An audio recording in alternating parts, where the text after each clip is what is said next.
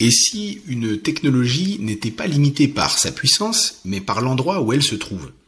C'est ça qui me revient quand je repense à cette histoire de Bob Lazar, du S4, de la zone 51, que j'ai vu dans un documentaire sur YouTube, et de cette idée un peu vertigineuse.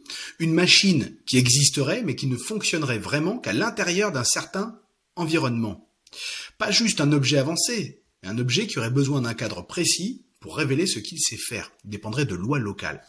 Dans ce récit de Bob Lazar, on parle d'un site secret qui serait près de la zone 51, d'un espace enterré, fermé, presque invisible, où il aurait étudié des engins récupérés. Et au cœur de tout ça, il y a cette idée d'une propulsion fondée sur l'élément 115, capable, selon lui, de produire un champ gravitationnel et de modifier l'espace-temps. Alors là, on quitte complètement l'image d'une machine classique. On entre dans quelque chose qui ressemble davantage à un système dépendant d'un contexte que d'une simple mécanique.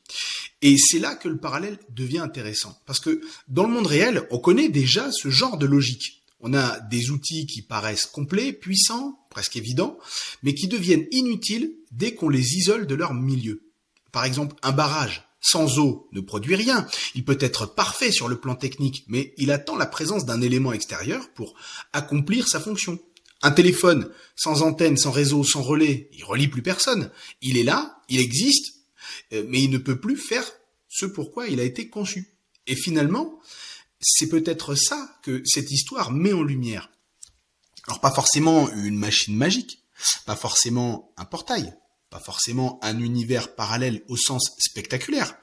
Peut-être simplement l'idée qu'une technologie ne se comprend jamais seule. Elle dépend d'un lieu, d'un champ, d'une infrastructure, même d'un ensemble de conditions qui lui donnent son sens. Sans ça, elle reste muette, inactive, incomplète. Et si on suit cette logique, ce que Bob Lazar raconte ne parle pas seulement d'un objet inconnu caché dans le désert, lui. Il parle d'un système qui, pour fonctionner, devrait être en phase avec son environnement.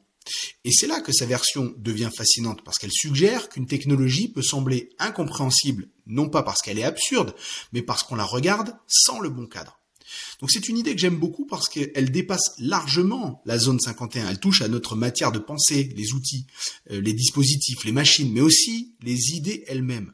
On croit souvent qu'il suffit d'avoir l'objet, de le posséder, mais en réalité il faut parfois réunir les conditions, le bon terrain, le bon milieu, le bon contexte. Et sans ça, même la chose la plus brillante reste inerte. Alors oui, l'histoire de Bob Lazar, elle reste contestée, fragile, discutée, mais l'idée qu'elle laisse derrière, elle est forte.